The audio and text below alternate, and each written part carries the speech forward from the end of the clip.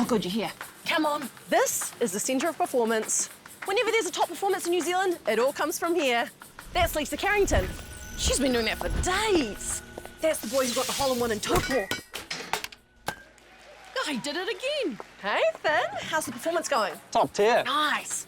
This is our Generate room. In here, you'll find our top performers helping Kiwis maximise their KiwiSaver investments. Get in here, Finn. Maximise. Right, Generate. Putting performance first.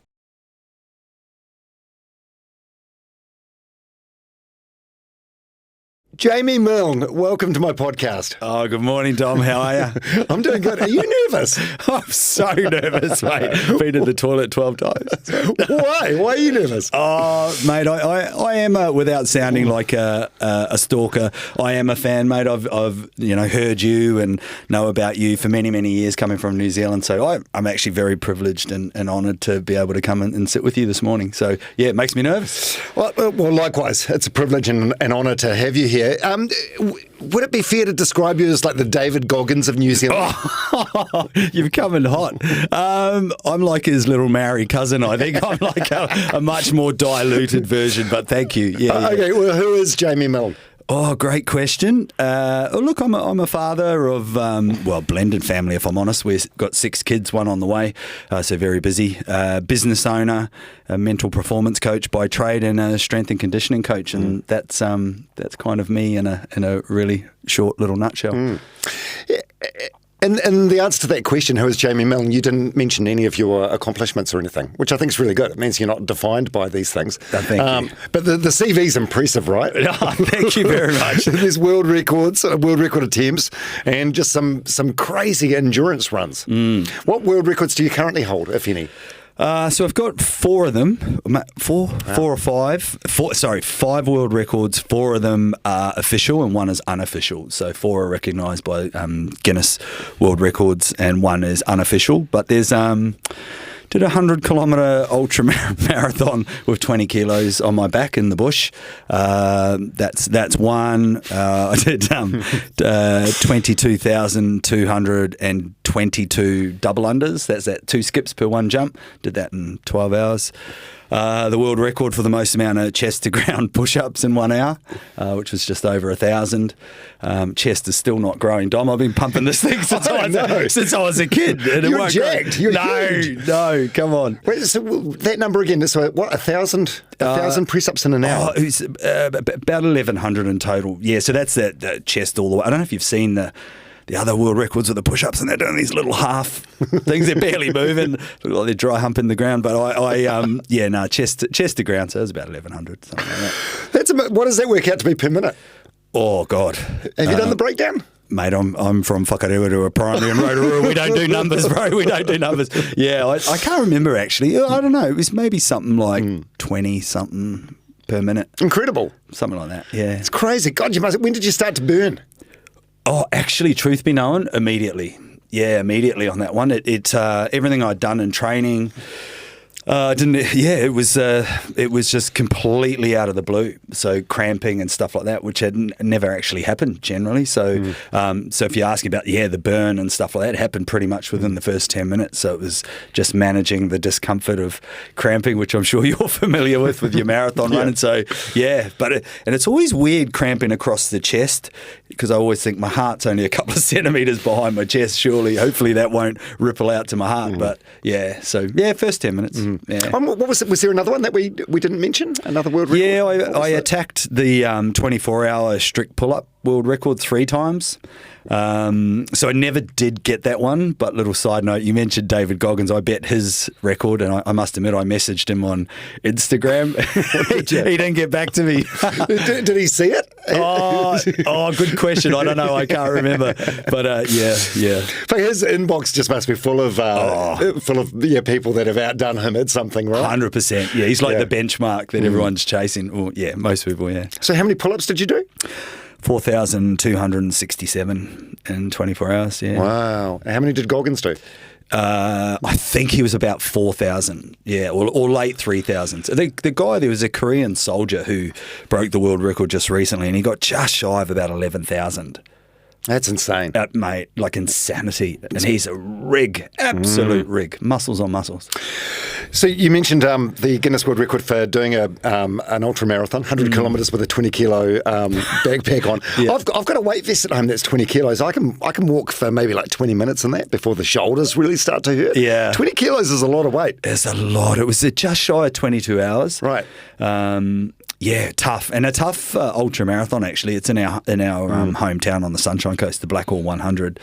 So through the bush and stuff like that. So look, it was really tough. Yeah. And that's just one of like over 100 ultras that you've done. Yes, and you've done you did the length of the North Island in like 8 days, 9 days. Yeah, so I've done the North Island twice, South Island once. Melbourne to the Sunshine Coast. Which was probably the longest I've ever done. That was like 2,000 Ks in 18 days, so 2 marathons a day. Same sort of format as Ned Brockman. When I watched his doco, we actually approached it exactly the same. Obviously, he ran across Australia, but both went out with the same intentions. I tried to do 120 on day one and realised that the juice of the lemon wasn't worth the squeeze. I'm like, buttoned it back to 100 and realised, it might be out of my depth, and then dropped to 80, and he did the same. So it's just that over 2 marathons, it's a lot. You just love exploring your limits, eh? Even if it does increase the chance of failing. Yeah, I've developed a unique relationship with failure. I think I'm human. I don't, it doesn't sit easily, but I understand the fundamentals of it. That's where we're learning it the most and gaining the most experience. And I think if we're not, certainly speaking for myself, I've found in the past, if I'm not failing or making mistakes, I'm obviously in a really comfortable zone, and I don't want to stay there too long.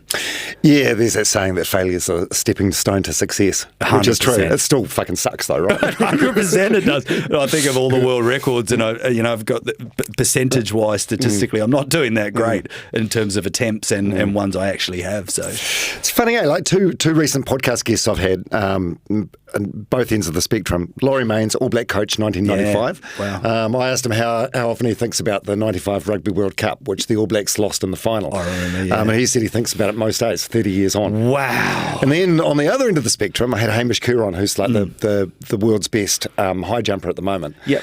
And I asked him how often he thinks about his gold medal from the Paris Olympics, which he's had for like 15 months. He's like hardly ever.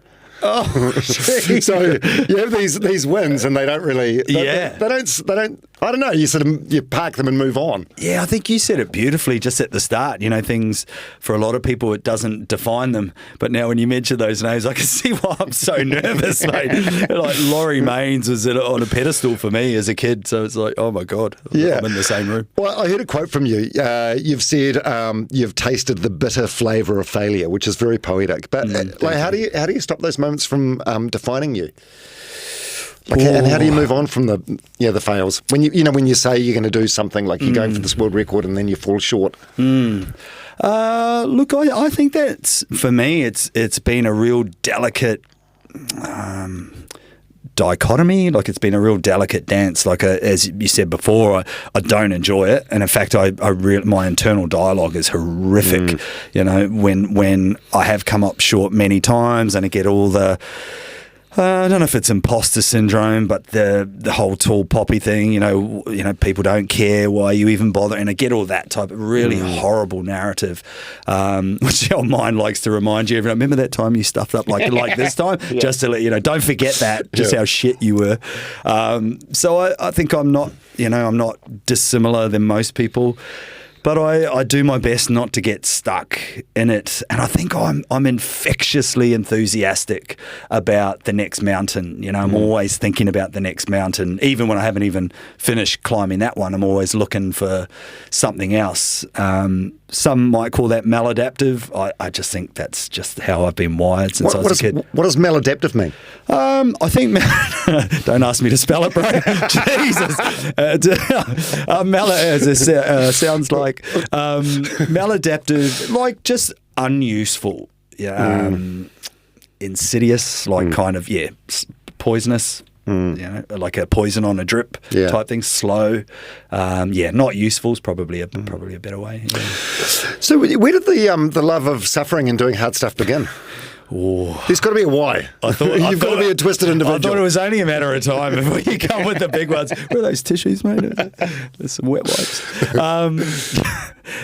Look, I've done a lot of, I think, like a lot of people, and I've listened to a lot of your guests on here, Dom.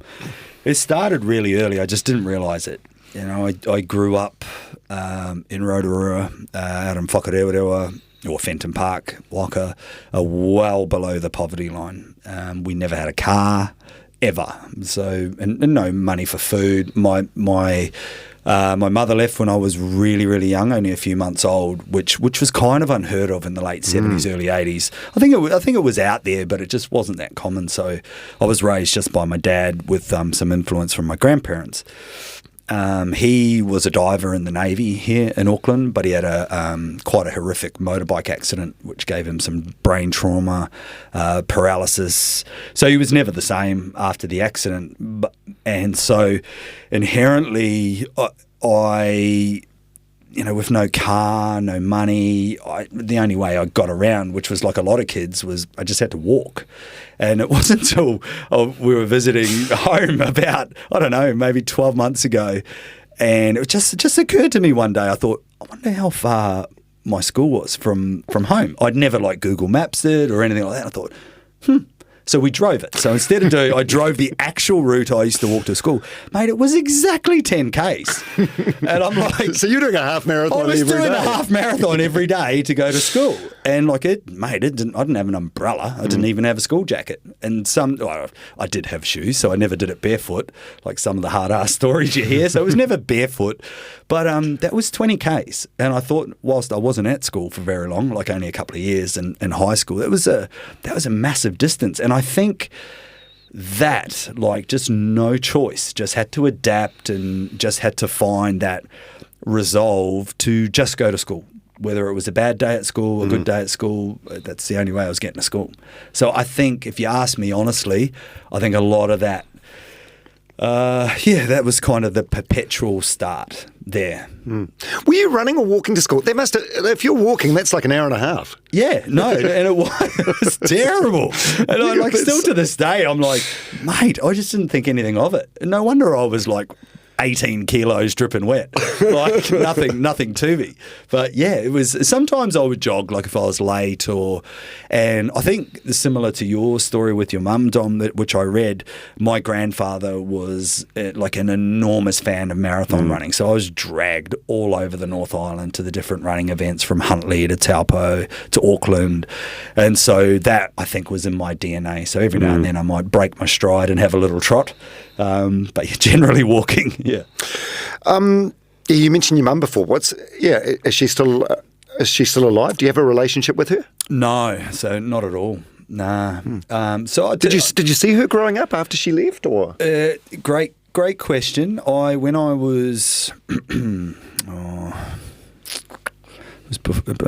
maybe 13 or 14, something like that. I actually hitchhiked from Rotorua because I knew she was in Christchurch. So I hitchhiked.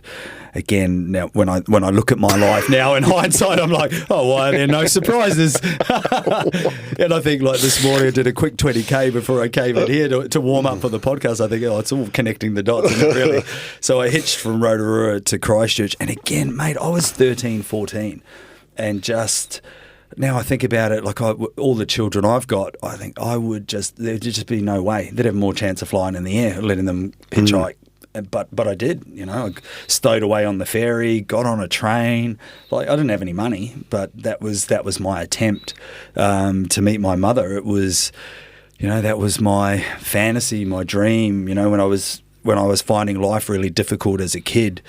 Of which I did many times, but like I had lots of challenges, like everybody. That was my, that was like my silver lining. That was the calm in the storm. The day I get to meet her, I thought everything would be perfect. And to be completely transparent, it was disastrous. I went there and introduced myself. Which initially it was nice, the first day or something, and then I was told, you can't stay here, like there's no room for you here. So within sort of 36 hours, 48 hours, and I remember making an excuse, like I always had a fascination with Dunedin for some reason. Like, I think my grandparents and my dad, they were Scottish, and I knew it had a Scottish heritage, and I remember just making jokes and excuses. Oh, that's okay. I'm going to go and check out Dunedin. That'll be pretty cool. And like even now I sit and think, I was 13, 14, like, and just walked back out the door, and that was pretty much one of the last times I ever saw her. It's heartbreaking. Yeah, it was a bit odd. Yeah, it was a bit odd. Do you I mean, yeah, you're such a happy and positive guy, but is there any like abandonment issues or anything like that? Mate, my whilst I am sort of incurably optimistic most of the time. Definitely, I think it was a huge variable, played a huge role in probably a lot of my destructive behaviour and I've come to understand Dom through the wisdom of aging that she was, if there is such a thing, and if I have wisdom, if I've got a little bit of it, it's probably that I think she truly was doing the best she could at that time with the resources she had, and the little that I understand from different points of view and stories, because I suppose I was curious, obviously, up until a certain point in my life. And I think that's the best way I could sum it up. She was trying to do her best, and I think I'm very flawed as a parent, and probably the most flawed human you've ever had in your podcast. So I give or take the odd person, but I don't hold any response. I don't point any fingers, and I just get on with it. But I look. Yeah, in the name of honesty, I think it did definitely contributed to some of my destructive behaviour when I was younger. You're very generous towards her. Thanks, Tom. Yeah, that's kind of you. I'm thinking, like, if I was in your position, I'd demand answers. You've just let it go. Yeah, I think I did. I really think I did. I did. Fair bit of therapy. Spent a bit of time talking to qualified, individuals about the thing. Don't know what that is. I'm not sure why necessarily I am wired that way. I find it very difficult to hold grudges. Not that you were saying holding grudges or anything like that. I let things go quite swiftly. I find I don't let things get their barbs into me for very long. They definitely do, but they don't stay there. I move on pretty quick. Yeah, I'm wired the same way. It's best for your own mental health. I think so, mate. Yeah, I think so. It's a selfish thing. Yeah. I think you're absolutely right. Yeah. What about your dad? Did he do all right? I think if I could use the same, if I could throw them in the same wheelbarrow, mate. I think wheelbarrow's a terrible term. If I could put them at the same context, I'm a bit more sympathetic with him. Family would like me to think otherwise, but I think again, mate, he was an elite frogman in the Navy in the 60s and 70s, which that would have been very tough to go from the pinnacle of the military to definitely not vegetated, but just really limited and impaired by his motorcycle accident, and raising a boy by himself in the 70s and 80s, early 80s in Rotorua would not have been easy. Obviously on social welfare, he never worked. Actually, that's not true. He did a little bit of time as a postie. It didn't last very long. I think he the same thing. He did the best he could, which for the both of us wasn't that great. So things were pretty turbulent, mate. They were pretty turbulent. But he became really disengaged when I was about 11 or 12. Had met a lady who ended up becoming my stepmother, and that's what got all his attention and all his energy and focus. And again, I don't begrudge him that. Prior to that, there were no women. It was just me and my dad. Everybody knew us, but as the kid who was getting doubled on the handlebars to school on the push bike, and everyone else is in a car. But we skidded in the front door on a dirty old mountain bike. So Why didn't you go off the rails? Oh, mate, I went off the rails exponentially. Oh, did you? I flew off the rails. Mate, I can't even find the rails. It was, In what way? Youth crime. I developed a dangerous and how else would I? A dangerous and destructive relationship with alcohol. It's one of these people that I still remember to this day the first taste of it. And whilst it was disgusting and I coughed and, remember those little, like nip bottles or whatever, we raided my mate's. Little miniatures. Yeah, we raided my mate's mum's cabinet. And, everyone was like, oh, this is disgusting. And I was the same, spitting it all over the place. But part of me was like, is it disgusting though? This is actually getting these warm fuzzies. And mate, that was really early on.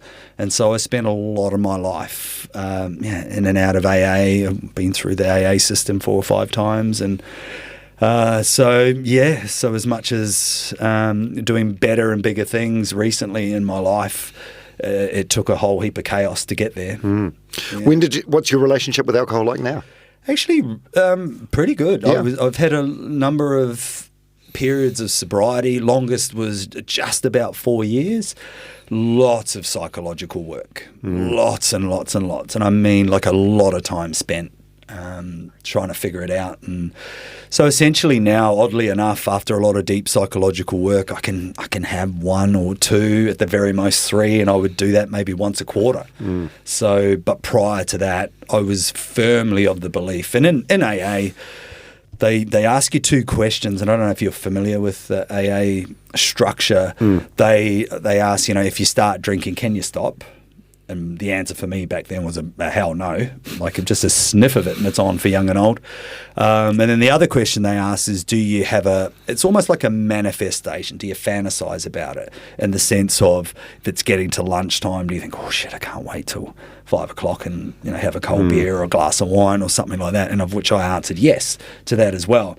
Basically, that's the royal flush. If you answer yes to one of those, then they believe it's quite probable that you could have alcoholism or a bad relationship with alcohol. And I ticked the boxes, but now I can confidently say, after all the work I've done, it's like I've had a lobotomy. It's like someone banged me on the head, and so that's actually great because I love a social drink in the right environment. Yeah, I was a pest. It's probably pest is a great word. Is a warm. That word's got warmth. I could think of other ones, mate.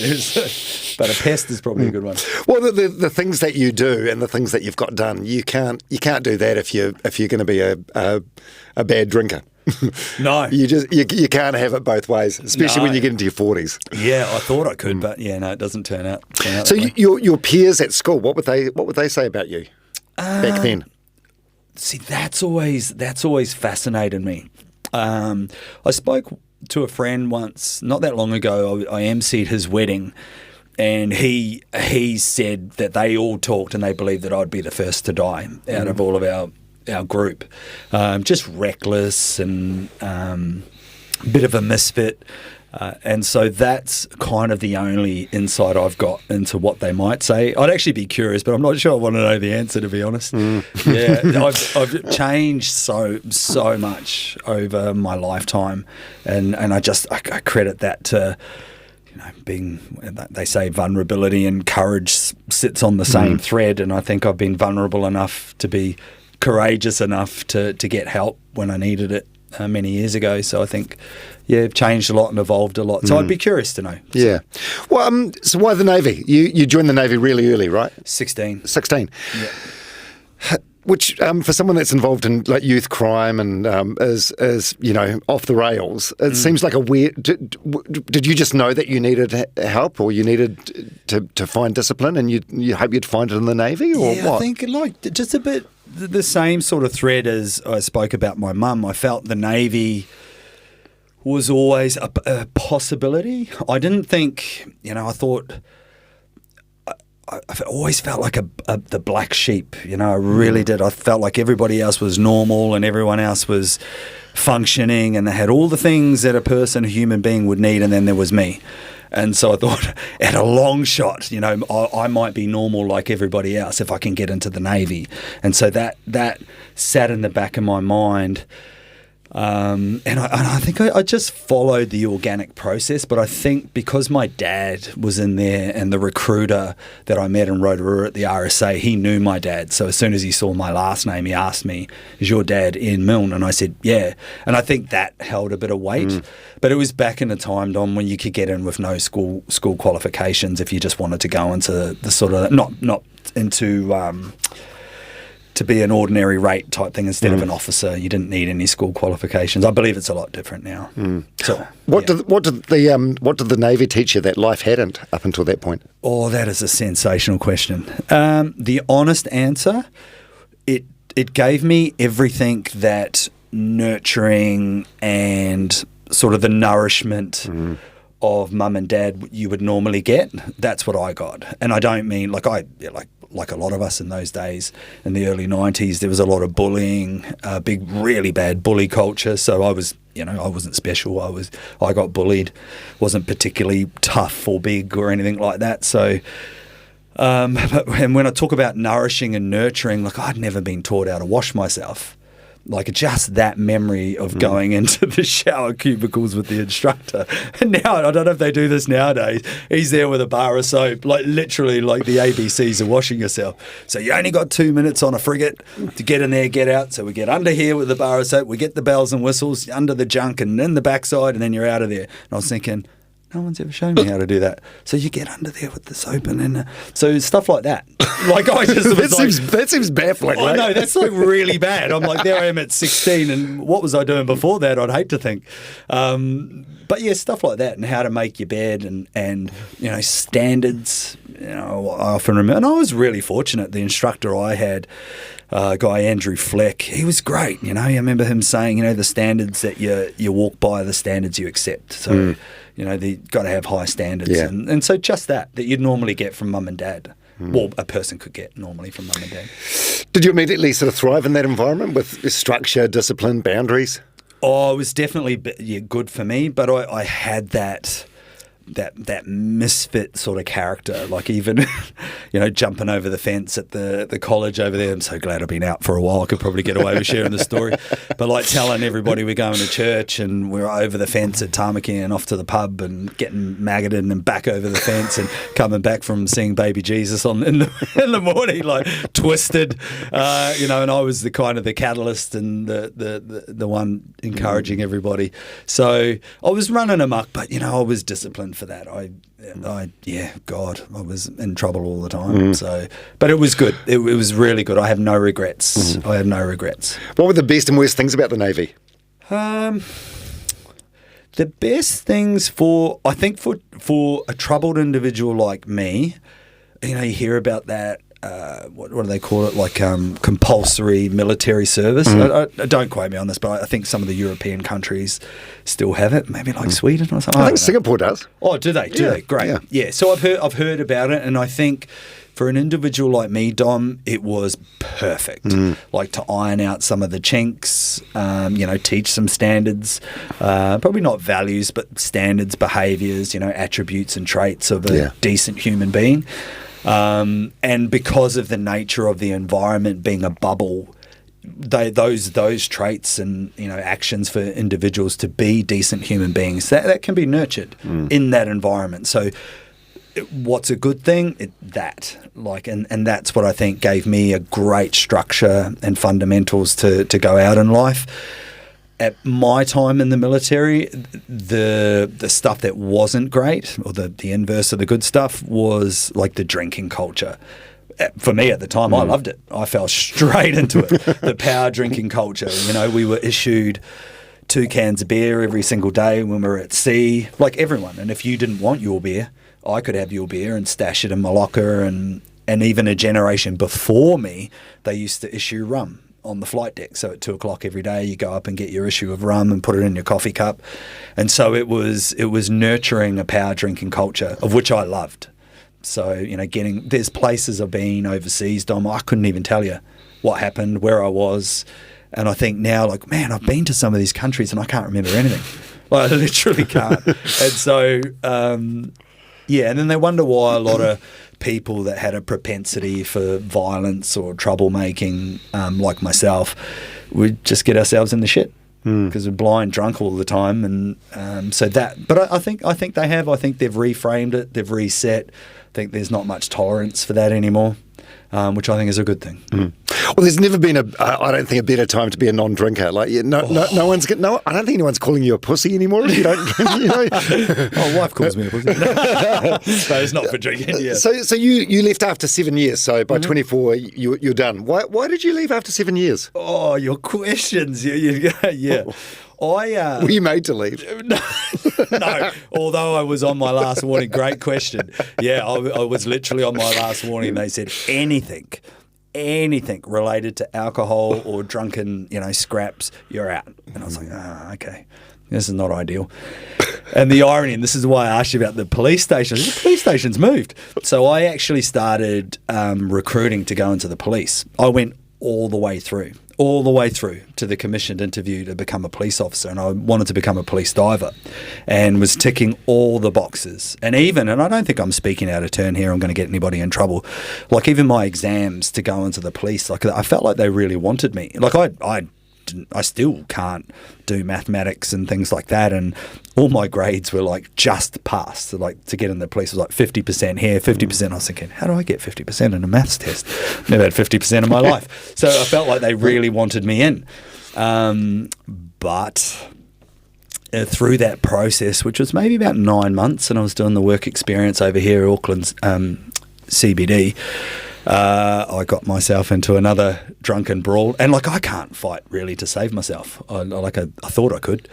I was the only one that thought I could, and got myself arrested. And I will never forget having to go. I got the phone call, and I was hungover on a Monday morning, and the police recruiting in Green Lane. I get this phone call, and the recruiter really liked me. Like, she took me under her wing, taught me how to type. And I'd left the Navy in an effort to go into the police, and it was looking certain. Yeah, and I got this phone call, and they said, can you come into the recruiting office? And I'll never forget the conversation. I walked in, I had a girlfriend at the time, she waited in the car, and I'm like, I don't think this is going to be very good, hey? But I'm meant to go to Rotorua in like a couple of months or whatever it was, to the police college. And she literally looked at me and she said, in all the years of New Zealand policing, I have never seen this before. Like, you really are an idiot, aren't you? That's what she said. And I thought, she just called me an idiot. And I remember thinking, oh, you are an idiot, you muppet. And she said, that's it. Like, you can't come into the police and you're out drinking and punching on the weekend. Well, I didn't get a criminal charge in that particular, which is probably the only benefit of that particular time. But yeah, I remember hopping in the car and making up some bullshit story to the girlfriend at the time, who wasn't, a long-term girlfriend, but, oh yeah, no, everything's good. They just said, stay out of trouble, and, just some bullshit story, to save face. But yeah, that was it. And then I was, left floundering. That's the honest answer. So you're 24 then. I'm guessing this is the beginning of a downward spiral, because I've got a quote from you. Yeah. Oh God. So this was Christmas Eve 2005, so you're 26 years old. You say, I was a whopping 116 kilos, obese, deeply hungover, emotionally and mentally unhappy, 9 months out of the Navy, disgraced, depressed, and done. Yeah. Yeah. So then what? How do you bounce back from that? Yeah, interesting. Yeah, you said it really well. That was probably the darkest period of my life. I think a lot of people would potentially be able to relate.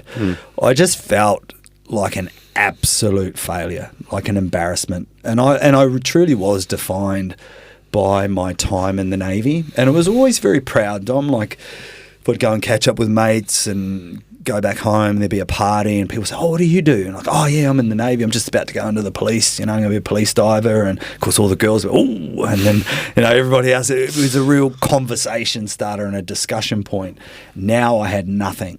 I wasn't, in my mind as a young, in my mid-20s, I was just an absolute shit fight. Like, there was I just felt like I was a nobody from nowhere. Like, there was no story, there was no, listen to me, look at me.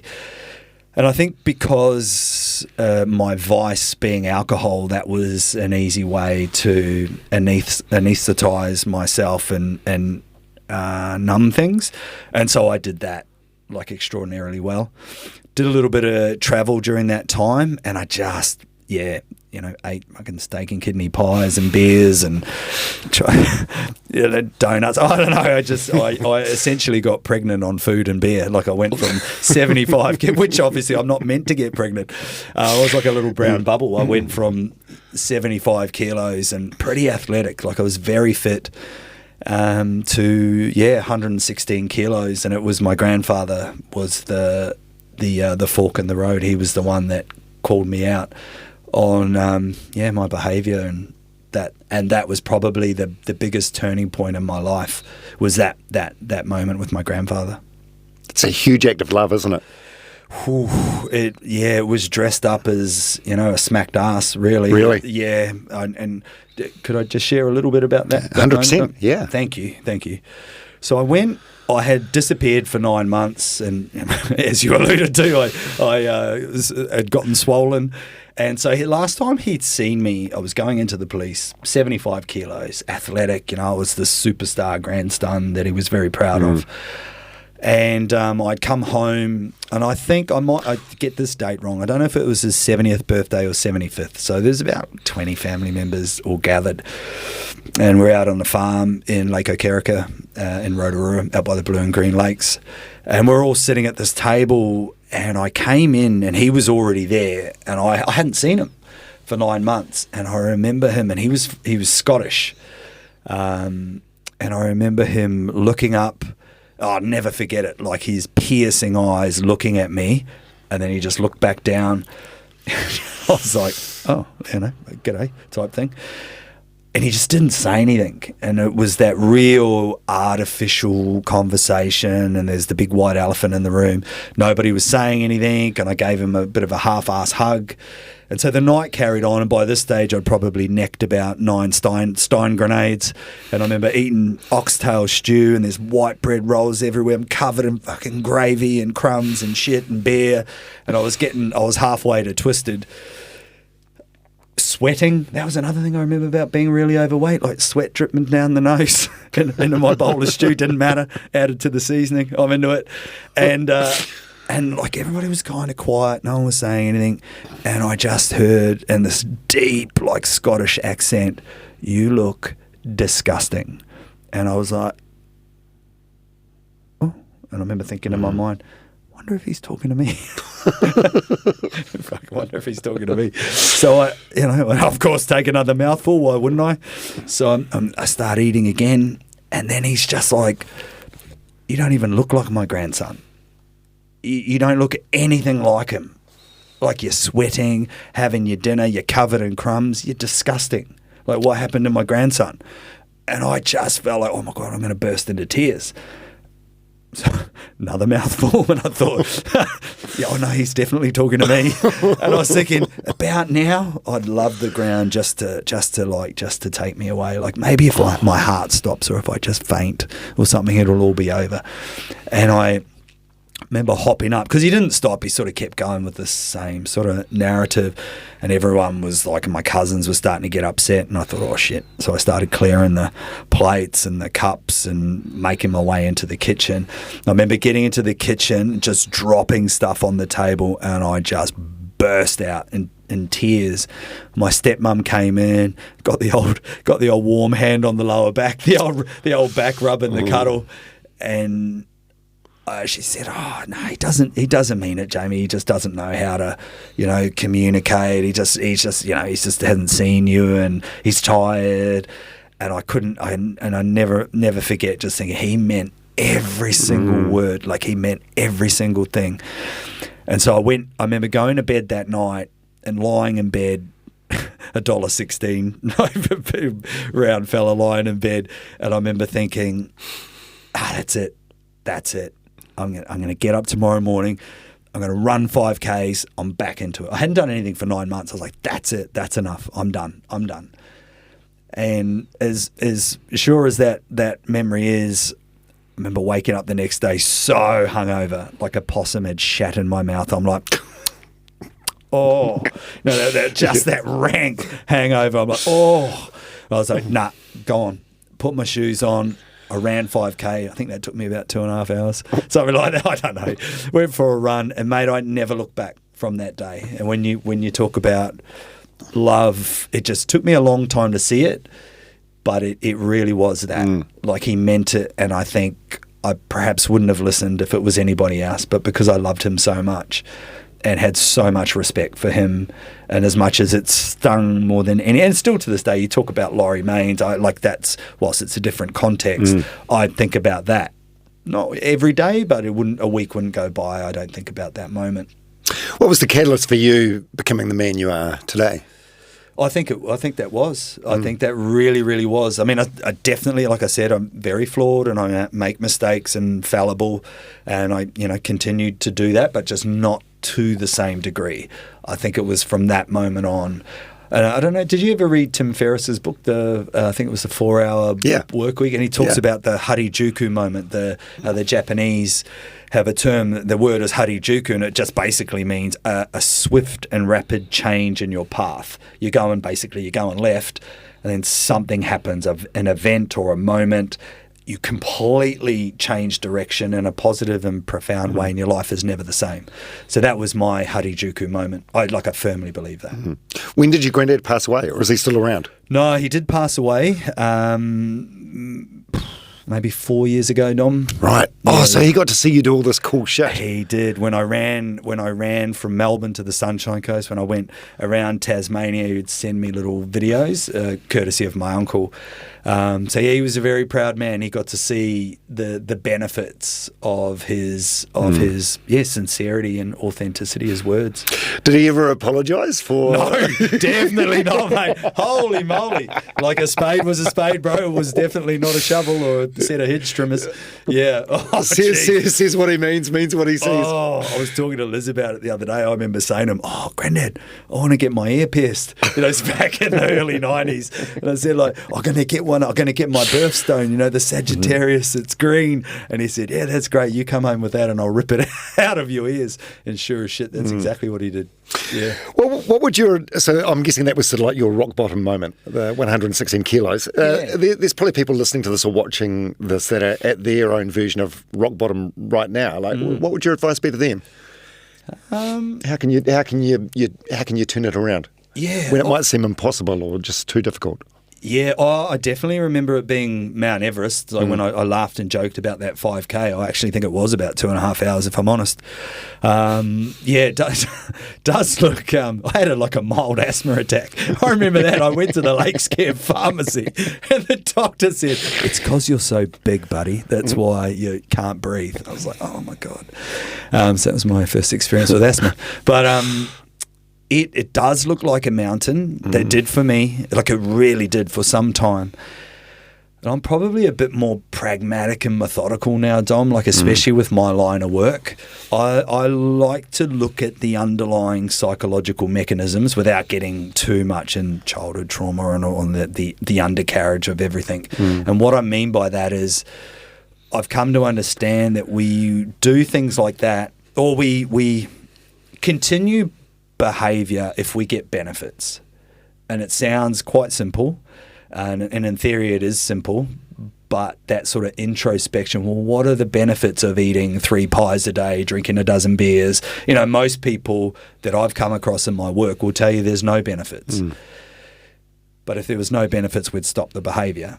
So if we can be brave enough, and so for your listeners or people viewing this, and I say this with so much respect and love, because I can speak from experience and education, that really ask yourself the question: what are the benefits am I getting from this? And to give you an example, I did this with alcohol. If you ask me how could if I walked into an AA room now and said I used to go from can't have a sip without ending up having a dozen beers to now socially being responsible, enjoying alcohol, no more than 3 drinks, probably on average 1 every 3 months, they would tell you I'm a liar. Like a hand on heart, they would tell you I'm full of shit. But I sit here today because I listed 200 benefits of why I drank. 200. I went for a walk in a national park. Yeah, a bit of a weirdo. Went for a walk in a national park. It took me 4 hours. I listed 200 benefits of alcohol. I came up with such things as I can speak my mind. I love music more. I feel carefree. There's 3 benefits. All these little things, some of them are easy to find, some of them are actually really difficult. And I think it's those unconscious, subconscious benefits are the ones that have got the hooks in us, and we keep returning and looping back to behaviour. In my world, in my line of work, it's called reflective awareness. So being reflective enough to find all the benefits. And if somebody was struggling with overeating, or they're addicted to sugar, savoury stuff, I don't know, or all of the above, maybe Tim Tams, going to Tim Tam Island on a Friday night, watching Netflix, whole packet, they're getting benefits. And if you can highlight the benefits, we can look to other areas of our life which will give us the exact same benefit to the same degree. And that's what I did with alcohol. I realised there are other ways in my life I could get the same benefits that were not related to alcohol. And that's kind of like the first thing I would suggest. What are the benefits you're getting from these behaviours in your life? Carl Jung, I'm sure you know Carl Jung, great psychologist, psychiatrist, he has a very famous saying, he has lots of them, but one I really like, he said, where your fear lies, so too does your path. But the thing is, people get, when they figure out what it is, and then we can be afraid to step forward and challenge the old paradigm, our old behaviour. God, I went on a bit, mate. No, that's good. I'm just first step, maybe. The list of 200. That's a lot. Oh, it's a detailed list, mate. And it's interesting. It's really hard. Like initially, it was like white knuckling. It's like, mate, this is brutal. I got to about 50, and then all of a sudden, the floodgates opened. There's so much that we know about ourselves, and on the other side of what we don't know is a mystery. It's literally that. But if we uncover it, it's like, oh my God, it's like the unknown. Yeah. So is this the sort of time, like in your late 20s, that you sort of fell into what you're doing now, which is sort of like a personal trainer for the mind and body, really, isn't it? Yeah, I went down to Canterbury University and the Christchurch College of Education. That was kind of the next step in my life, and I started studying psychology. That was my first. I didn't get a degree then. I shit the bed, for want of a better term. So again, loved the party, the uni lifestyle. But it was my first exposure to the mind and the enormity of the mind and all the different theories and concepts. And that, I must admit, I reckon that's where the seeds were planted and they took root.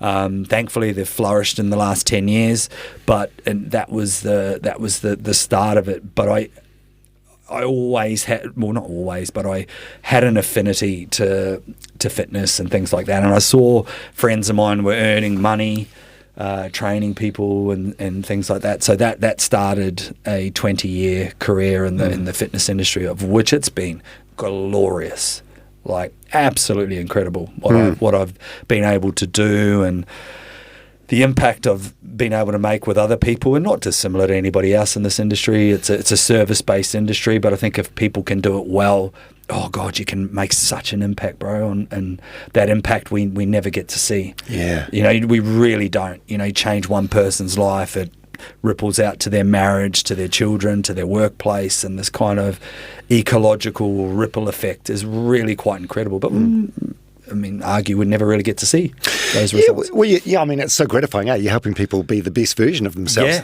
Yeah. How much of what you do is physical versus mental? Now it's probably biased towards the mental stuff. Like a majority of my work is as a mental performance coach. So it's probably 75, possibly 80-20, I reckon. Wow. But I own a gym and have a franchise of our facility, and one about to open in Adelaide. So it's growing, but it's a unique model. And years ago they used to believe, the mind and body was separate. You train the mind over here, you go and see a psychologist or a therapist and work on the bells and whistles upstairs, and then you go over here to the gym and you work on the body. But in 2025, we have a greater understanding that this as an athlete in the endurance sports, it's a synergy, it's a synthesis of the two. If you train the mind, you're going to indirectly affect the body, and if you train the body, and I think runners get that. You run, you get clarity, you get focus, you get creative, and it's everything that's not running is the benefit of running. That's a great explanation. Hold on, does that make sense? Yeah. Yeah, it does. Yeah. Oh, so you ended up going back into the military, eh? You were accepted for direct entry to the SAS. What does that mean? That's right, yeah. Oh, that's the highlight, one of the highlights of my life, Tom, and I love talking about this. When was this, in your 30s? Yeah, I was 37. Yeah. Yeah. You're an old man at this point. So you've been like 20-something years out of the Navy. Yeah. No, 15 years. It'd be close. Yeah, like 13 years, 13 or 14 years. You'd be close, yeah. Yeah, so what does that mean, direct entry to the SAS? Well, what they did is I don't know if they do it anymore, but they created a pathway that people like you and I could have a go at going into the regiment. Obviously, there's a lot of hoops to jump through. It's not quite as simple as if you were in the regular force. But it is. They created a pathway, and a friend of mine who was a fireman here in Auckland, I was working with him with some training and stuff online, so he could go in. And I remember saying to him, mate, what are they? Because I always thought the SAS were like gods. When I was in the military and on deployment, we'd see them come on board the frigate for a shower or something like that, come out of the jungle and I just watched them and got to like train with them a couple of times, and I'd be like, wow, I could never do that. Like I always wanted to, but thought, oh no, they'll never take somebody like me. And I'm working with my mate online, and then I just thought, wow, that's so random, because I used to think, he's not that great. Like, he's a great bloke, but I'm thinking, mate, you got more chance of flying in the air. You're not going to. And he started to go through, and I thought, oh, shit, if he could do that, like, I wonder if they would. And I thought, I'm quite old, and I've got a business, and I've got 742 children. Like, they're not going to take me on board. But one day I thought I'll send an email, and, you never know. Mate, within 24 hours, an email came back. Yeah, like come to there was like a YMCA. We'll do a fitness test first, sort of see where you're at. Basically, if we'll go on from there. And I thought, wow, they didn't care that I was 37, or I would have been 36 then. And so I flew over, did the fitness test, and actually did really well. I was in great shape, and I remember talking to the recruiter, and I said, oh, I'm 36. I mean, that's probably, the guy's probably not going to take me. And I mean, what he said next stuck with me forever. He said, mate, people in their late 30s make our best soldiers. Wow. He said, they're brilliant. He said, no, if you cut the mustard, he's like, you cut the mustard. And I thought, oh, mate, I'm here to cut mustard. So I've got the pickle and the corned beef sandwiches. I'm here for the mustard. So over the next 18 months, I kept flying backwards and forwards and jumping through all the hoops that they were throwing at me in an effort to go into the regiment. And, got exposed to that world over an 18-month period. And it's the, and to be very clear, like I never went into the SAS. Getting to the point that I did with the recruiting, was even considered not even just starting, but the fact that I little old me, who's a sort of in my mind then a nobody from nowhere, I got a chance to spread some mustard and have a go, and I loved it. And the New Zealand Defence Force were brilliant. They were really supportive, and but it was at the sort of one of the final interviews where I realised I couldn't have the two lives, and I hadn't asked that quality question really early on. In my mind, I thought I could do 3 months or something because somebody told me you sort of work in cycles, and I thought, I could do 3 months at the regiment, and then I'll come home and do 3 months at the gym with my family, and it was just like, I've arrived. And I remember just getting laughed at, like, no, that's not how it works. Like you're on call, or you're in Auckland, and your life's pretty much, that's it. You're dedicated to the job role. Mm-hmm. So I made the hard decision. They gave me 24 hours to decide if I was going to continue. And I decided to continue with my life on the Sunshine Coast. It's a great conversation that caused that change of direction, though, with a guy, his name's Ben Ahipene, who was a New Zealand Muay Thai kickboxing coach for about 10 years. I had a great conversation with him, and he encouraged me to make the decision to go back home, go back to the Sunshine Coast. How hard's that training, the SAS training? Do they have like a version of sort of Hell Week? Yeah, they do. They have a 9-day selection process, and that's literally considered like just starting. Like you don't even have a foot in the door as far as I'm aware. And then you go on to do, I think it's about 18 months to 2 years after that. The last time I heard, I think the New Zealand government, I mean, they invest over $1 million into each soldier. Wow. So yeah, and it'd probably be more now, I'd argue, mate. So it's quite in depth, and their standards are very high around the fitness testing and the timings and things like that. So, yeah, like I said, as a mature adult, to take that with a grain of salt, yeah, I cut the mustard for the very short period that I was involved with them. Yeah. Oh, well done. Were you like the old man there? Were you surrounded by? Yeah, 100% I was. But I tell you, just like one little cool thing, and like for people that like this. Again, just a remarkable experience. There was a guy there, another guy who was a direct entry, and he was an accountant. And that dude looked like a chartered accountant, you know. No disrespect to accountants, but I could see him in Lycra having an almond milk latte on a Saturday on his bike. He was one of those fellas. But his story stuck with me forever, because we all said, like, you know, how we had commandos on there, Navy fellas, Army boys, and then there was him and I. And there was a prison warden. He shit the bed early on, but there was an accountant and me. And we became quite good friends. And we were talking about how we came about this journey, and his story is just the best. He said he was in a tower working at, I think it was the ASB building, I don't know if it's there anymore, but late at night, and he's up on the 20th floor, and he's crunching numbers and counting beans as they do.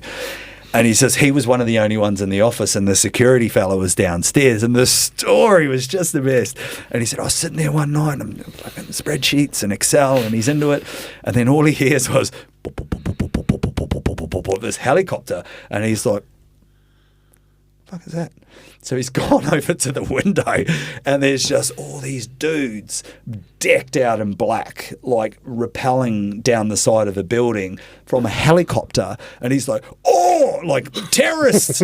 So he's on the phone to the security fella downstairs, terrorists, like, or something, someone's attacking the building. And the security guy's like, oh, I didn't know you were here. No, that's the New Zealand Army. That's the Army, they're training or something, because it's like midnight or something. And then he said, after that moment, he was like, whatever they're doing, like, I want to do that. And mate, he was incredible. He smashed us on the beep test and the pack runs and everything. And I'll never forget it. Just one night, work late, and then he's like, whatever they're doing, I want to do that. Yeah, it looked like they were... Oh. Sorry to interrupt. JJ's going to bring in the water jug. Oh, cool. Yeah. Oof. These are great yarns. Oh, I hope so it's good. okay, Dom. Oh, no, mate, that's awesome. Fuck, Sorry to interrupt. No, you're right. Fuck, we've been going almost an hour. Wow. It's gone by so quick. I tell you, this water is the most incredible water in Australasia. So It's well. so warm in here. Do you want to put the aircon on a little bit? We could do it. Yeah, how's your body temp? Yeah. No, I'm still nervous.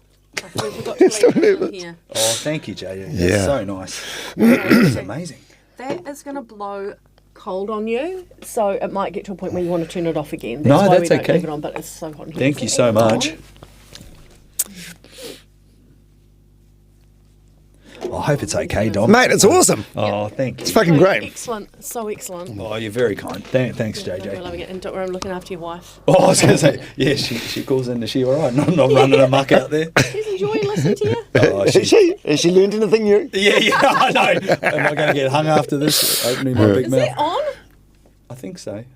Oh, yeah. Yeah, just I got can a- start feeling it Okay. already. Got a little, Sorry, yeah, you little can- breeze here. Yeah. Okay, apologies for the interruption. Sorry about that. Oh, good. Okay. Wait till you hear the door click. Yep, and we're still rolling. Yeah, we're still rolling. So do you think you were born mentally tough, or is it something that you've had to work on and build?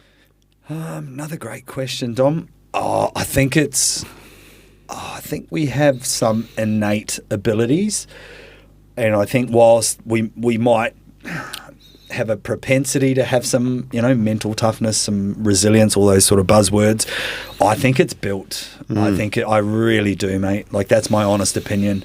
Because I've spent more time being not mentally tough.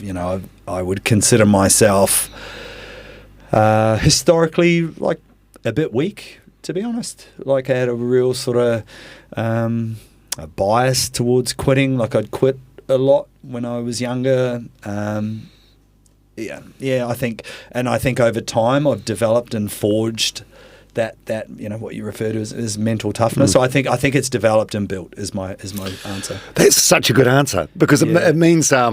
I mean, it'd be easy to write it off. If you said I was born with it, you'd be like, okay, I was born hard. Yeah, like Goggins. Yeah, no, not at all. No, there's we've mentioned Goggins a few times, but there are a huge amount of parallels between you and him. Not just the challenges and stuff, but brutal upbringing, overweight and depressed. Yeah. And then transformed to the person he is now. There's like so many parallels. Yeah, I agree. And similar. He was in the Navy. I was in the Navy.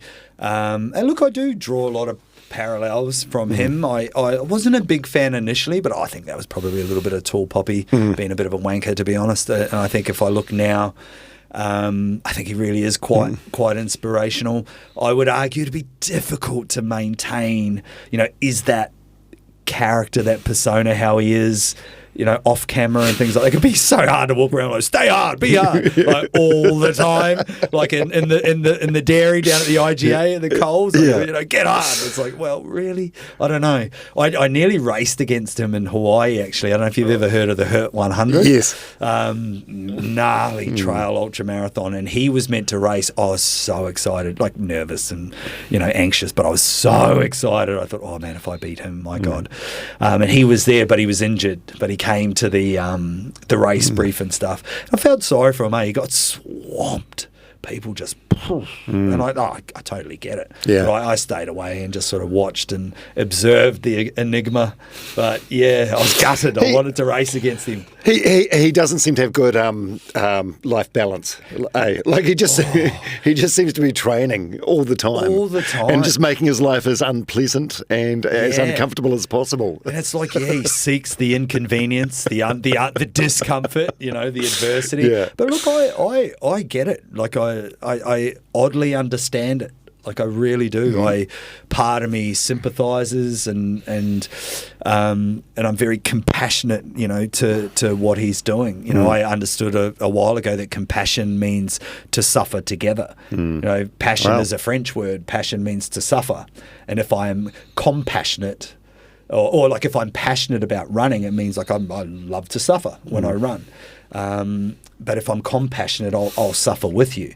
So I think, I am compassionate to what David Goggins does in his message, because I think on a much grander and exaggerated scale, he impacts a lot of people in a positive way. I mean, he probably got equal amount of haters and stuff like that, but I would say that's probably a good thing.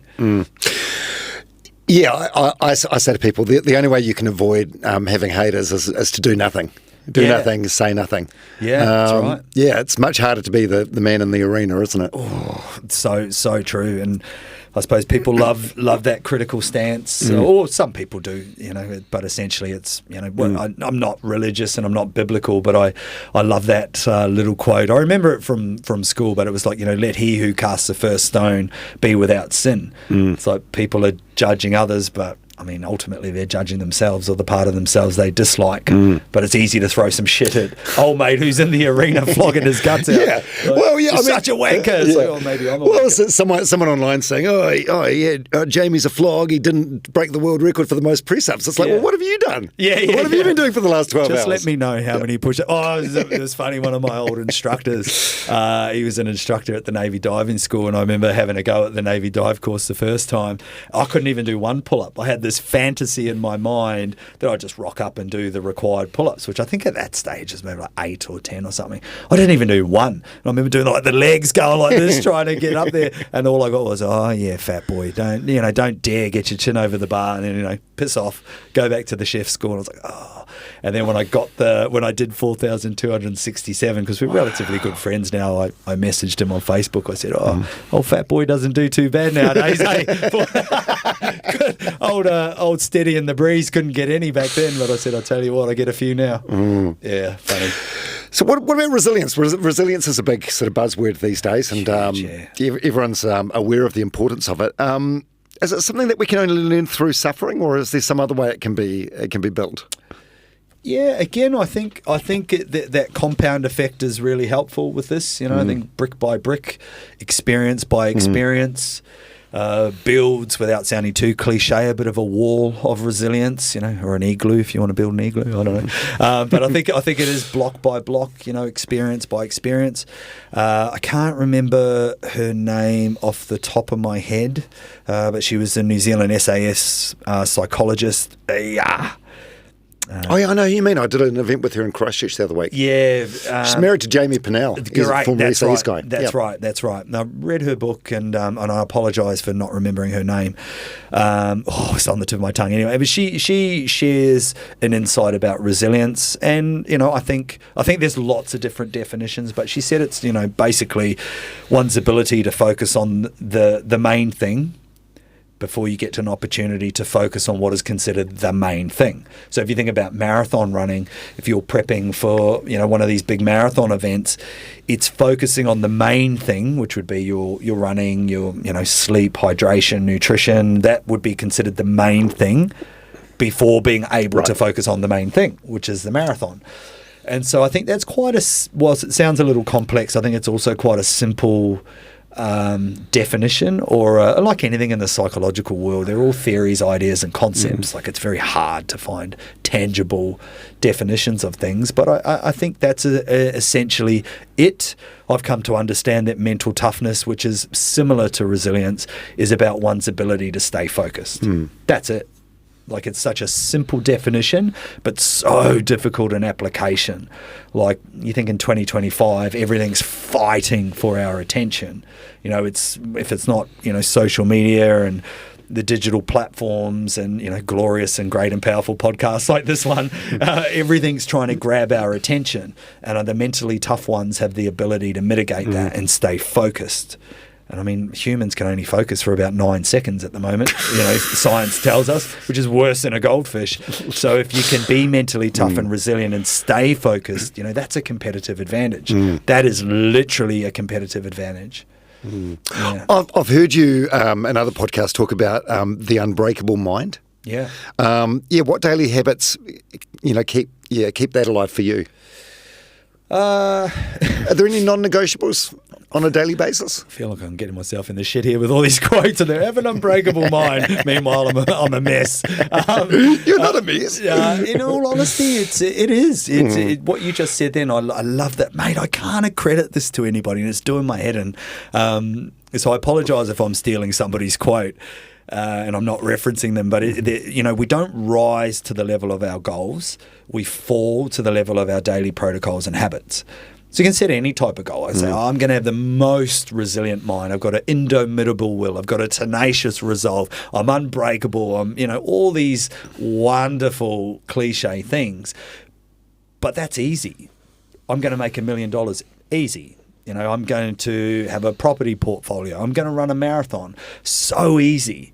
But it's the daily protocols and habits that move the needle from possibility to probability. And so in answer to your question, it really is daily practice. Like, I do breath work almost every day. It'd be like 99% of the time. And that's kind of my meditative practice.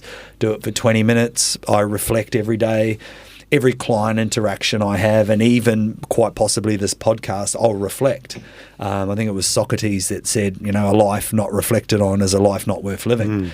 And I've found great wisdom and power and insight and daily reflection. What went well, what didn't go well, what can I do better next time? What if I did do something good, how can I do that even better next time? Where have I experienced this before?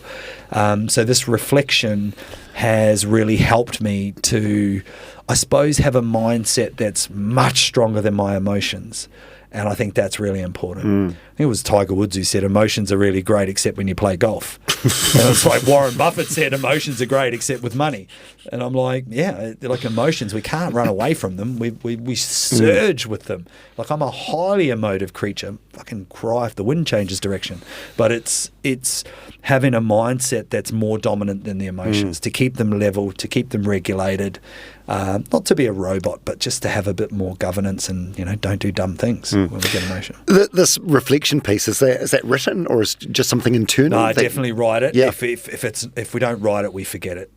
And that's the best way I could explain it. So, and I I do that regularly. Like, it's a massive part of my life. Without sounding like a complete wanker, my wife and I, once a week, we reflect on our marriage and on our business, and it's brilliant. It's like, what's working well, what's not working well, what went well, what worked well, what didn't work well. So ask about 5 questions, and it's great because we'll be like, we're not talking, we're not, having intimacy, we're not going out, we're not, it's just all work, and then it's like, okay, so next week let's do a little better, let's schedule something, let's, I find it really helpful. Yeah, and it makes sense. Like the grass grows where you water it. 100%, beautifully said. Yeah, and I think you're right. Where we throw that attention, that's what we're going to experience. So when you're at breaking point, like whether it's a 20, hour 20 of some world record attempt or a bad day in life, like, is there specific self-talk or strategy that gets you through? Yeah, like gin and tonic and stuff. No. No, that was the old Jamie. That was the old, oh my God, that was a salty sea dog, Jamie. No, he doesn't do that anymore. Sorry, Dom, I went off on the wrong path. So what was it like? Well, when you're struggling, whether it's like in the middle of a physical challenge, like a pull-up world record attempt or a 100K run, or whether it's just like a bad day in business, like is there like a strategy or self-talk that gets you through? Oh, great question. I've learnt in my experience, and you'd probably talk to this so well, with your running experience and stuff, Dom, and business, but I think it's a whole heap of everything. I've come to learn that it's like having a backpack, like a little bit like Dora's mate, whatever that was, it Diego? Diego, Dora the Explorer. I like the Maori version. A little backpack of resources and tools, because I think things work until they don't. If you do, as I alluded to earlier, the longest, event I ever did was 18 days. Basically 80 Ks a day for 18 days. And mate, music might work for a little bit. I'd have Johnny Cash cranking, bit of Neil Young, bit of Pink Floyd, just loving it. And next minute I'm hating it. And it's like, all right, I've got to find something else.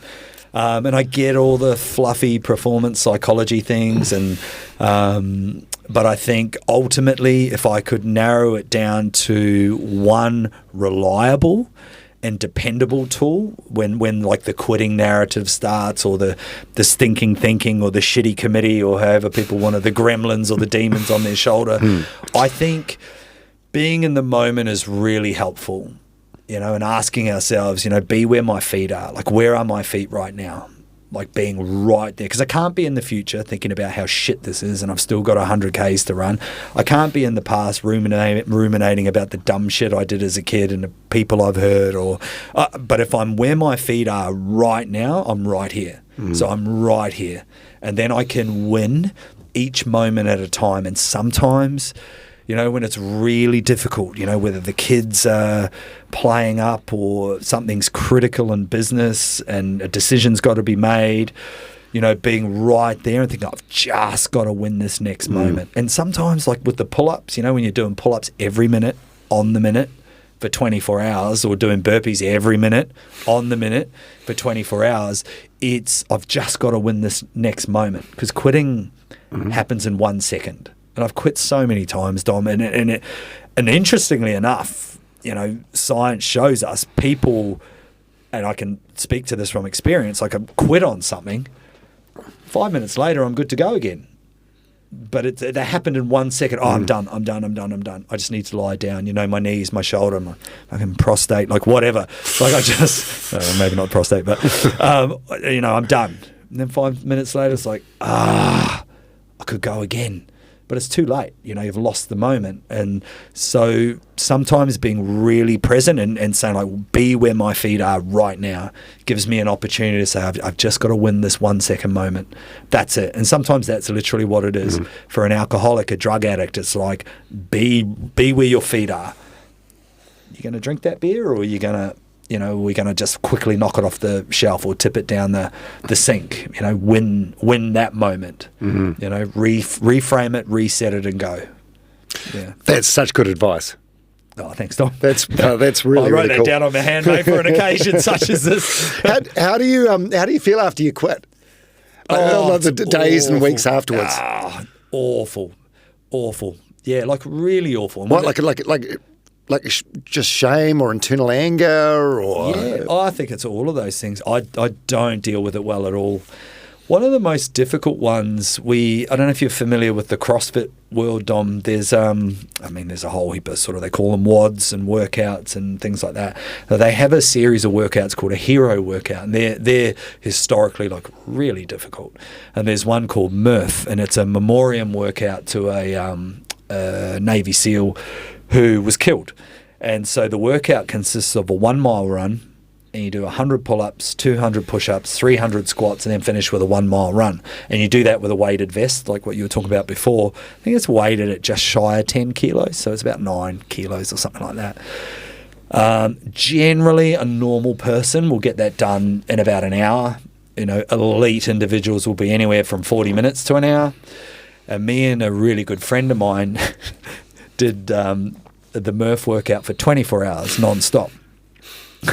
Of which my friend got the world record, but back on the Sunshine Coast, excuse me, I was kind of identified and referred to as like the Kiwi version of David Goggins, and so in the media I was getting this little bit of exposure. Jamie's going to break the world. Oh, he's always going for this, and he's raising money, and I loved it. I was like, yeah, that's right. Like, pop the spotlight if you don't mind, and just adjusting the spotlight on me. And my mate was really humble, and he just came along. We trained together. Really humble man, actually beautiful, salt of the earth fella, and about halfway through it, short of a long story, I was just cramping everywhere. We trained so well together. I would argue he was fitter and more talented than me. And I was kind of riding his coattails, and I'd identified, I was like, man, he's doing really well, this guy Russ. But I still well and truly thought I had it in the bank. And just over about halfway, I was just a cramping mess from my quads to my chest, my eyelashes, like everything was cramping. And I got to about 12 of these Murphs. So we'd done 12 of them, and I pulled the pin. And because I started falling behind Russ, and I was actually starting to hold him up. And he was sort of hanging back to support me, which was beautiful. Like, I was just like such a great guy to do it together. You know, he was about the we and not the me, whereas I was unfortunately a bit more about the me and less the we, which was a learning for me. And I quit and ended up on the massage table, and I was all dramatic, and and he carried on. And it was one of the greatest displays of athleticism, Dom, I've ever seen. Like, I shared with you what one Murph is, and he did something like 21 of them back to back. And the last lot, and it ended up being like 60 Ks of running, a few thousand pull-ups, and, thousands of push-ups, thousands of squats. And he looked the same on the last round as he did at the first. And he 120% deserved all the accolades. But that particular, quitting experience was horrible, because I stayed for the rest of the event and watched him take the spoils, and he deserved them. He did so well. What did you learn about yourself?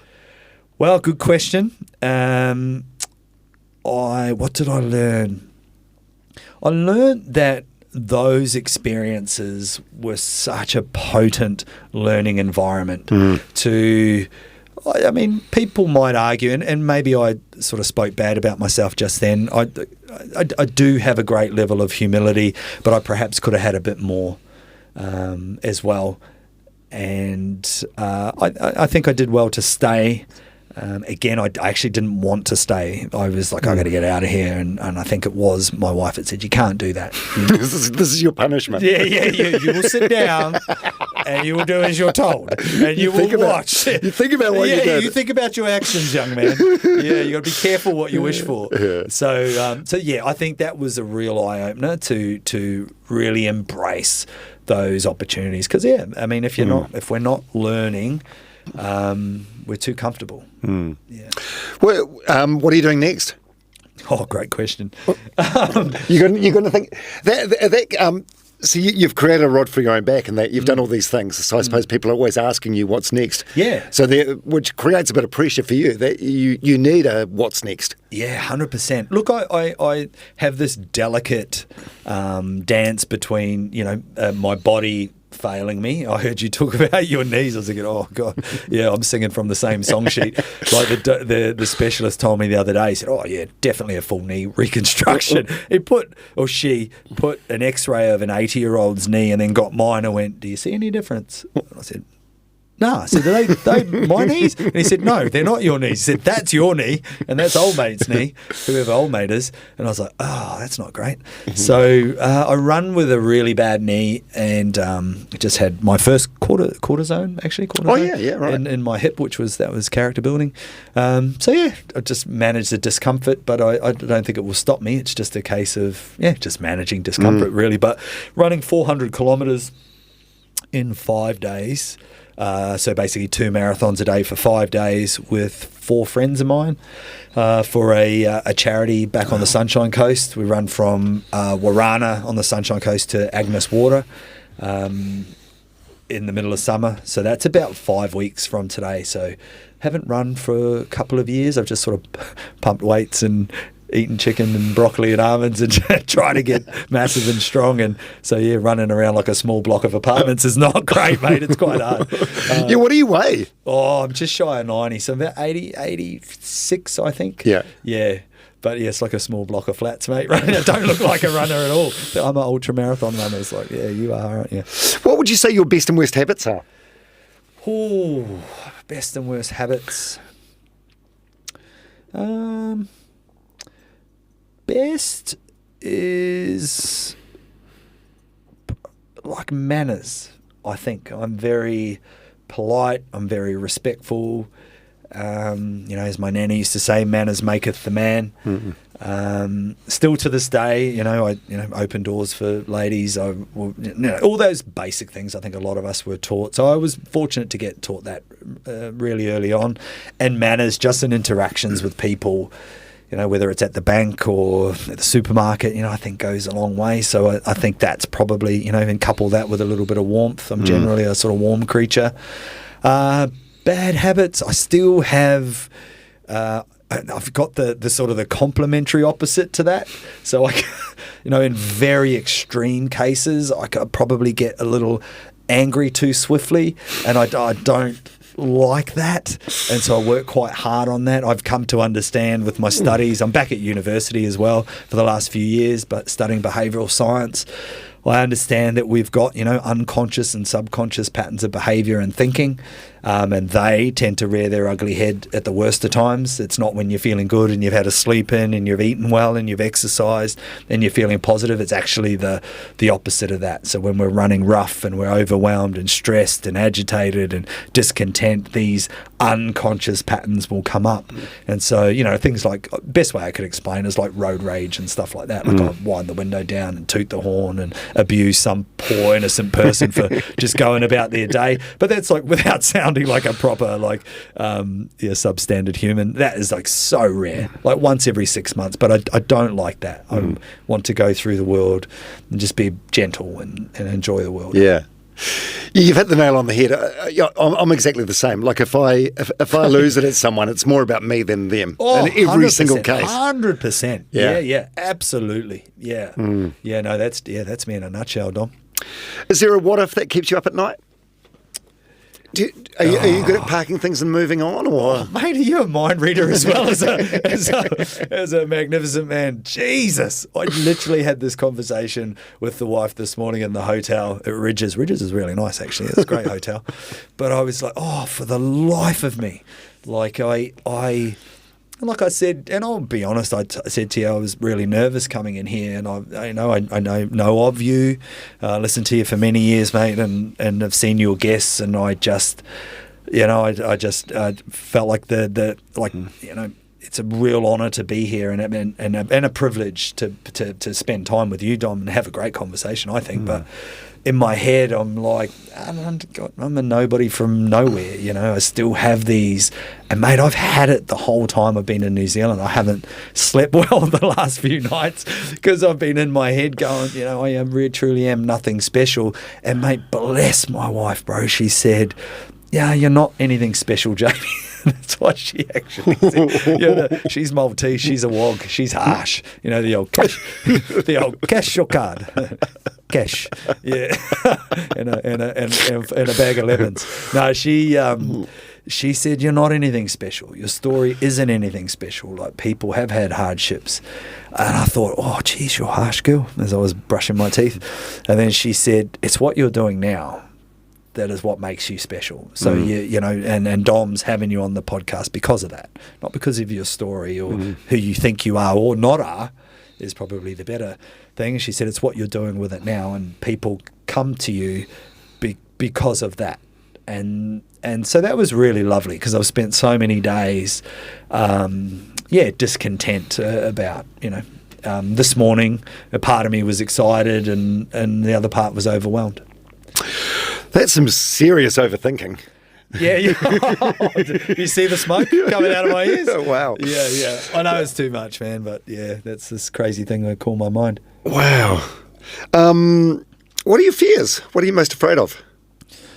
So in this department, I'm doing better. Like, I'll face a lot of my fears. Like, I don't leave them for too long. I've become a fan of picking the hard road. Interestingly enough, I used to think all these endurance things were hard. You know, I'd tell people, I'd like to think, oh yeah, no, I'm a bit of a hard ass. I've done this, I've done that. You know, let me tell you about how incredible and difficult these things are.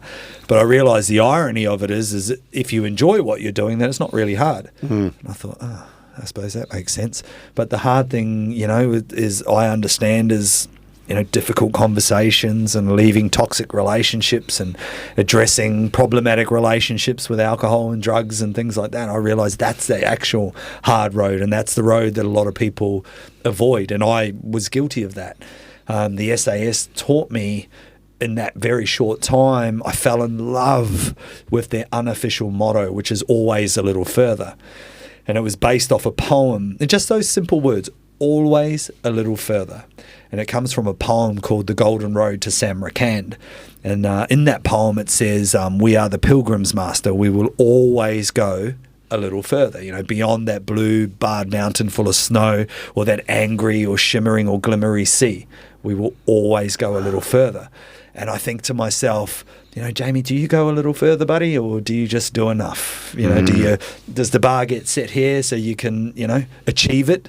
Tick and flick and a one and done, or you're gonna go a little further. And a little further, Dom, for me now at 46 has got nothing to do with push-ups and running on trails, but everything to do with, you know, doing my best to be honest. You know, I spent a lot of my life being dishonest.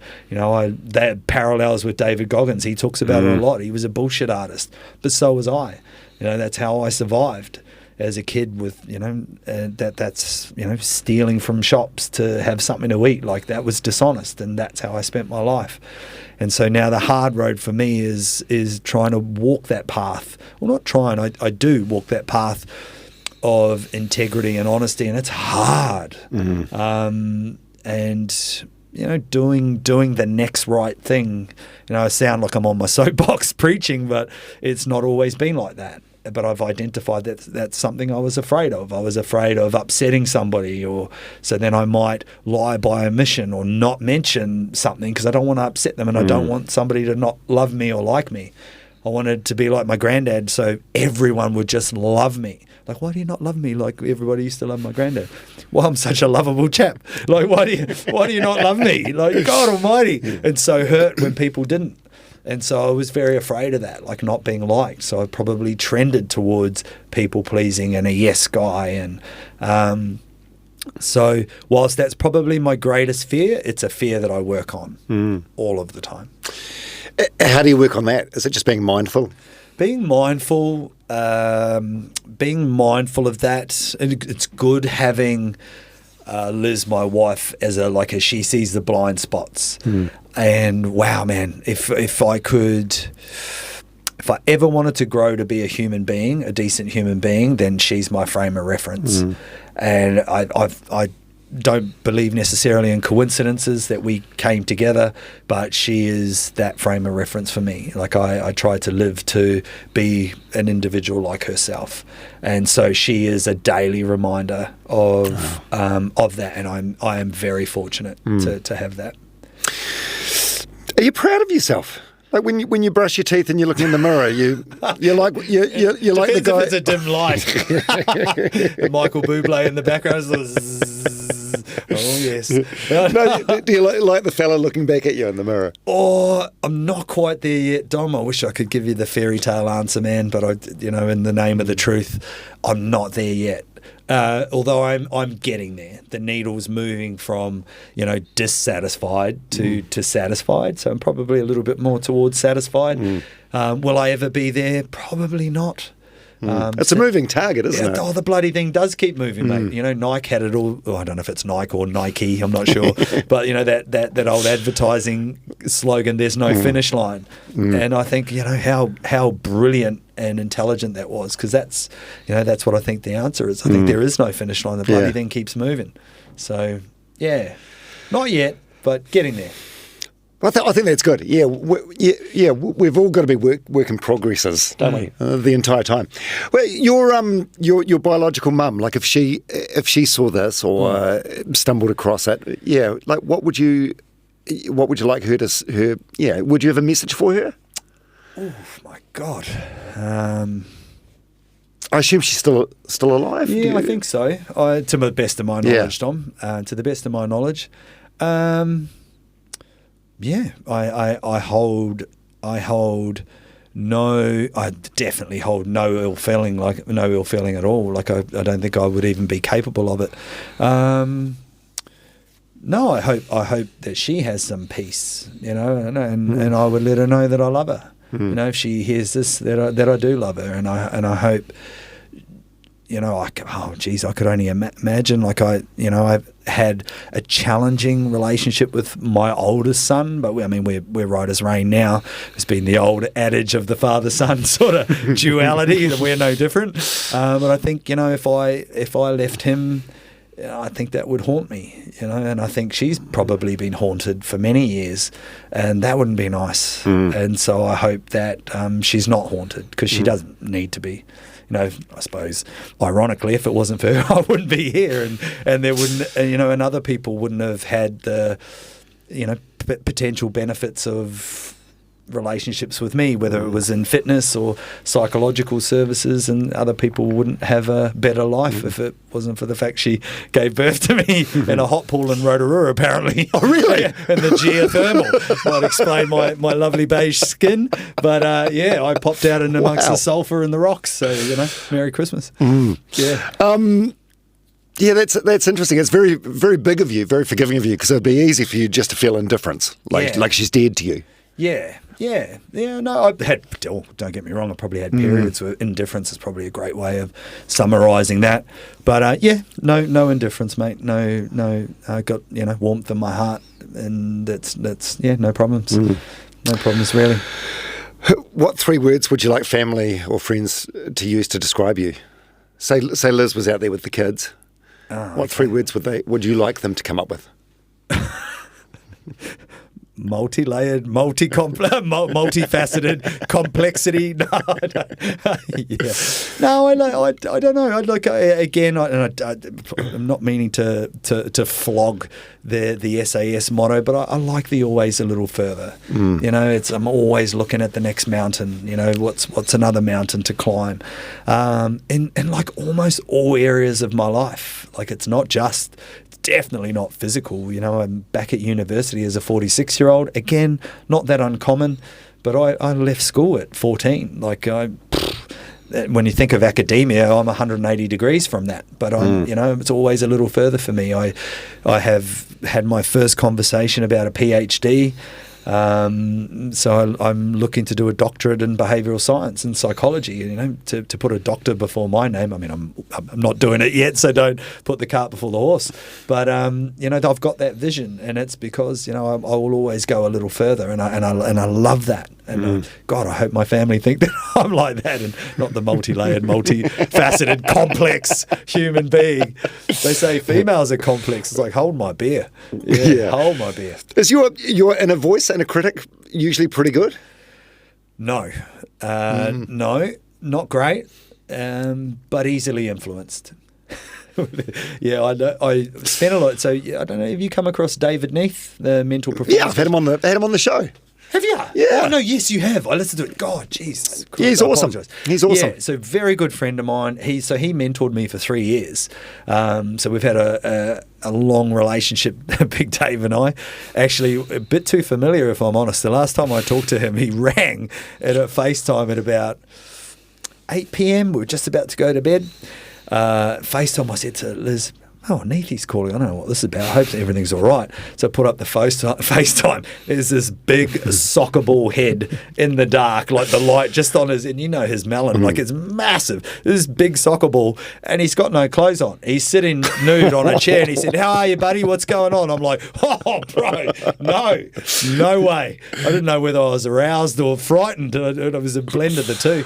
But, yeah, I don't know where I'm going with this, but that's a great story. Yeah, you need to know who we're talking about for this to make. He looks like you know the old game Guess Who.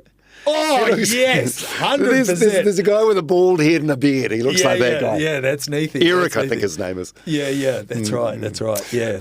Oh, where were you going with that?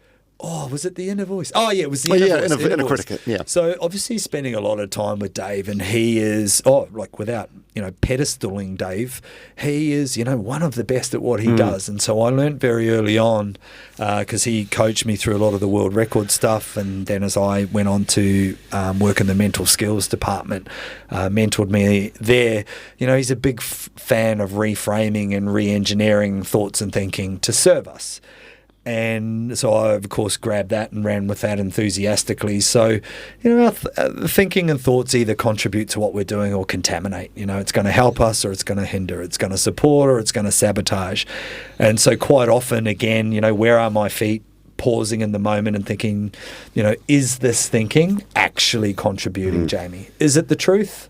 And 99% of the time it probably is, but no, a lot of the time it's not, you know. And I did it, mate, just before coming onto this podcast. We were outside, and I had to like reframe the way I was thinking about this and think, you know, I might be able to, in this conversation, you know, there might be another little Maori boy from Rotorua that's running amok, and you know, they might listen and think, oh, you know, there's opportunity and potential for them as well. Yeah, one big thing I got from Dave, Big Dave, is you know, he's like, look, there's plenty of other people that are going to try and tear you down. Don't join them. Basically, don't tall poppy yourself. Oh, 100%. Look, I've learned to understand, you know, this judgment and stuff, and without talking about too much psychobabble, there's lots of different theories. There's a thing they call perception as projection, which basically means what we're judging, disliking, or hating in other people is a direct reflection of ourselves. The part of us that we don't like, and that's why celebrities and, you know, individuals like yourself, Dom, may cop a bit of flack on online platforms because you're perceived as an easy target. It's like, you know, popular, you're in the media, and the people, what they dislike about themselves, they're going to fire at you. But ultimately, to the degree of we call it like emotional valence. So the heat, the energy in what they're saying, if it's like full on, it is all about them and nothing about you. Yeah. Which is kind of cool to know. When we understand those theories, you can sit back and go, oh, cool story, bro. You obviously got a pretty shit life at the moment if you're firing that stuff. Yeah, well, anyone that's winning at life is not... No, they're not saying anything. They're not going online like talking... Well, they're championing. They're championing what you're doing. You know what I mean? And not afraid to admit. I listened to Gilbert Enoka. And read his book, and you know, he openly admits he's part of the problem, you know, many times, and then he enlisted other people to educate and level him up. I mean, one of the greatest at, what he does in the mental skills department, 23 years with the All Blacks, and he's admitting, I don't know everything. I'm part of the problem. Socrates, I think he was from Rotorua too, bro. Socrates said, 100% he was. Yeah. I saw him on the luge once. Ancient Greek philosopher going up the gondola for a luge. He said I know that I know nothing. They got the greatest mind, one of the greatest minds ever, saying, I know that I know nothing. Yeah, I think, oh God, there's hope for me then. Shit. Yeah, I definitely find that. Like the older I get, and the more that I know, the more I realise there is to know, and the less I know. Yeah, in the real more terms. I don't know. Yeah, that's right. I think we have context of what we know, and then on the other side of that is an absolute mystery. Yeah. And some people have this much context, and some have that, but all the other stuff we don't know. And I think that's exciting. Like when we start to, figure out and discover the unknown, that's when magic happens. Like it really does. It's really quite incredible. I reckon that's a good place to end it. Oof. Mate, this has been a great episode. I don't know you were nervous about it, but I think this has been a phenomenal episode. I think it's inspiring. There's some good takeaways that everyone can use to make their own life a little bit better.